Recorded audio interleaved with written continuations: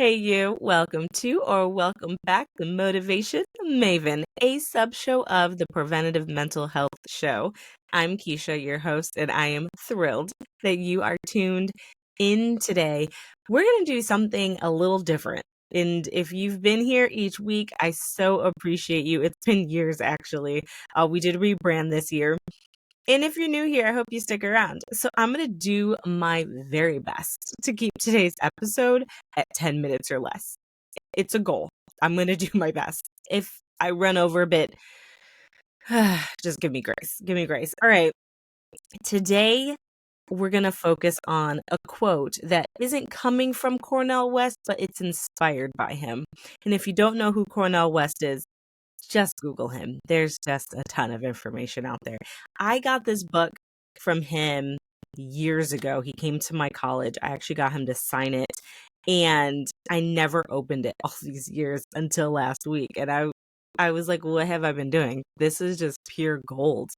And I've just been missing out on this wisdom for like a decade or more, really. So here we are. I'm going to read a section that really stood out to me. And I'm going to share a quick story, and I'm going to dive into the quote for this week that I think is going to be pretty powerful. And really, to me, just the conversation is one that we need to have more often with ourselves, because there's nobody else that has the answer to this. Like, I can't tell you what the answer is going to be. You and only you can tell what this is going to be to you, right? So here we go. It says, what kind of human being do you want to be? What kind of human being do you want to be? What kind of legacy do you want to leave behind? What kind of witness do you want to bear? The prophetic question remains, are you willing to be in solidarity with those whose tears are flowing, and those are profoundly human questions? I love that. Human questions. And like I said, I can't answer it for you. There's a lot to unpack here, but I really just want to focus on the first two questions. And that's, what kind of human being do you want to be? And what kind of legacy do you want to leave behind? First off, what type of legacy do you want to leave behind? It resonates with me quite a bit. And if you're new here and you haven't kind of heard my story of how we even got here, I was diagnosed with postpartum heart failure, postpartum cardiomyopathy. I am since cured. Thank you. And so I don't like to say that I'm diagnosed, because I have gone through it and I'm on the other side of it. And I do not take any of the journey for granted. And it was in that moment of being diagnosed, being told that I may only have 5 years to live. I did not know that. It was until I was recovered that my husband let me know what the doctors were telling me, because they did not tell me. Being told that I was going to need open heart surgery. I did not, thank God. Like, I didn't have to have surgery. But all of this was happening to me. And while I was in the hospital, there was only 2 nights my husband was not there by my side, because he was taking care of our brand new babies. We had an older child, and then we have our twins, who were like 3 months at the time. And I just remembered laying in my hospital bed one day and thinking, what legacy am I leaving behind? The twins aren't going to know me, and my oldest just knows that mommy works really hard. What did I leave him? What did I leave him? Like, yeah, he'll have stuff, he'll have money, he'll have a home, but what am I leaving him with? And the idea and concept of legacy has totally shifted for me. And what you think of legacy may be different. You know, some people may be thinking of, I'm going to leave a legacy behind because I want to have a statue. So they're giving all this money to their college and hoping a statue or a library is named after them. Everybody has a different expectation or desire to what that legacy is going to be or mean for them. But then also in his questioning, he says, what type of human being do you want to be? I personally think it ties into what your legacy is. Because the human being that you are is going to be what the people remember, right? And I think it's also going to determine what it is that you decide to do.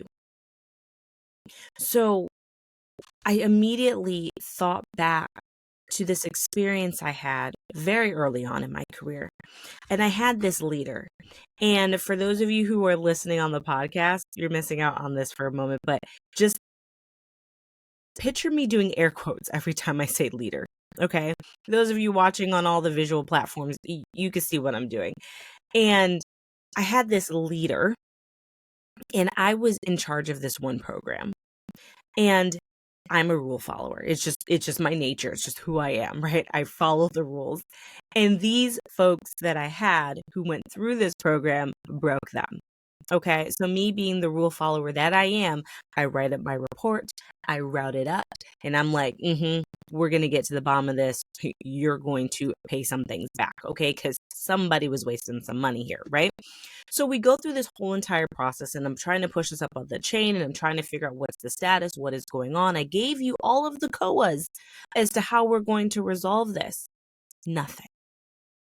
So the person who's in charge of everybody, like 2,000 people, calls me to his office. I get there, he sits me down, and he goes on this long tirade and speech. I honestly, I cannot tell you what he was saying because it just all sounded like nonsense to me. But the one thing he said that stood out to me was the following. Sometimes you got to think about your legacy. And I want to be known as just the good guy. The good guy. That is what this leader left me with. I just want to be the good guy. And I remember leaving this office just dumbfounded and reminding myself that I never want to be known as the good guy. I don't. If I'm going to be a leader, I want to be known as fair and equitable. Fair and equitable. Like, it was in that moment that I decided what type of human being I wanted to be when it came to that realm of my life. Because let's be real, the human being we are at work may not be the human being we are at home. And the human being we are at home may not be the human being that we are in our social circles. It's just the reality of it, right? Everyone's like, oh no, I'm the same everywhere. Are you really? I don't think so. Okay. No. Like, you don't treat your kids probably the same way you treat your friends, right? Like, there's some differences just in the way you talk, right? I'm going to speak to my children differently than I may speak to an adult because they can't necessarily handle the conversation I'm having with an adult, right? So if you were thinking, no, I'm the same everywhere, hopefully that sparks something for you to realize, no, you're not. Okay. So as I'm going through this, I recognized that I wanted to stand firm on my foundation of my principles because the rules were clearly broken. And I can't say that this person wouldn't have done the same thing regardless of who it was. But what I do know at that moment is that I felt like there was no justice. There was no justice and it wasn't fair.